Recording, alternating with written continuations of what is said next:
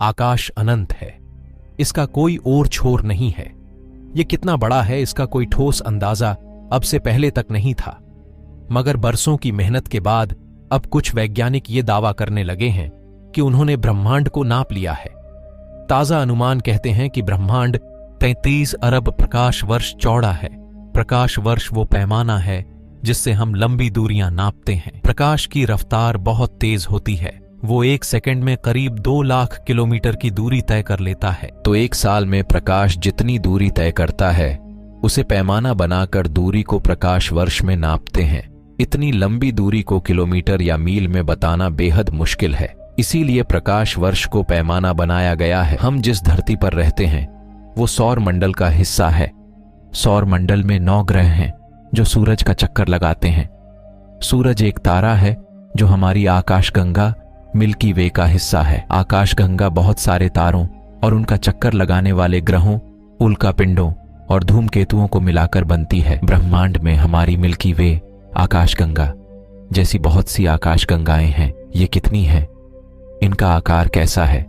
इस बारे में बरसों से वैज्ञानिक कोई ठोस अंदाजा लगाने में जुटे हैं। इनकी पड़ताल से ही हमें अपने ब्रह्मांड के सही आकार का अंदाजा हो सकेगा। 20वीं सदी की शुरुआत में अमेरिकी वैज्ञानिक हार्लो शेपले और उनके साथी हेबर कर्टिस के बीच इस बात पर बहस छिड़ी थी कि हमारी आकाशगंगा कितनी बड़ी है। इतने बड़े ब्रह्मांड में हमारी धरती कुछ वैसी ही है जैसे कि प्रशांत महासागर में पानी की एक बूंद। सवाल ये है कि हम इतनी दूरी को नापते कैसे हैं?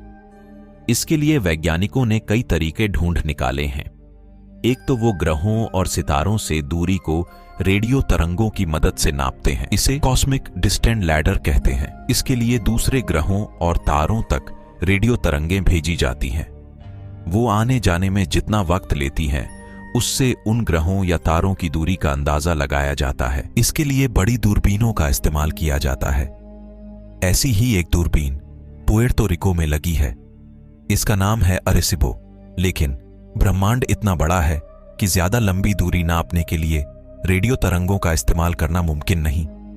इसके लिए जो दूसरा तरीका वैज्ञानिक आजमाते हैं वो है तारों की चमक का पैमाना। इसके लिए रोशनी की रफ्तार की मदद लेते हैं।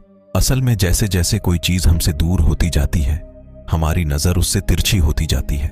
वैज्ञानिक इस प्रक्रिया को रेडशिफ्ट कहते हैं, क्योंकि किसी भी सितारे से निकलने वाली रोशनी आसपास गुम होती जाती है, उसके रंग में फर्कन महसूस होने लगता है।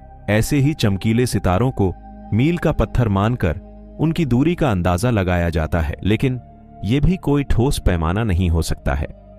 1908 में वैज्ञानिक हेनरिटा स्वान लियाविट ने पता लगाया था कि सितारों की एक खास नस्ल होती है। इन्हें सेफिड कहा जाता है। ये दूसरे सितारों के मुकाबले ज्यादा चमकीले होते हैं।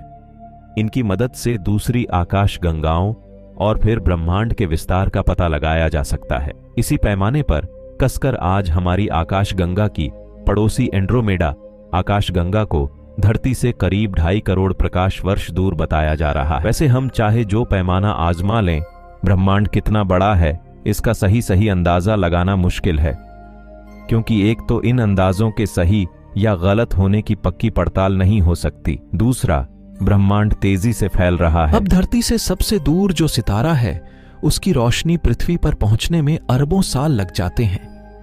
तब तक ब्रह्मांड और फैल चुका होता है। नासा के वैज्ञानिक कार्तिक सेठ इसे कुछ इस तरह समझाते हैं। वो कहते हैं कि आप एक गुब्बारे में कुछ बिंदु बना दें, फिर इसमें हवा भरकर फुलाएं।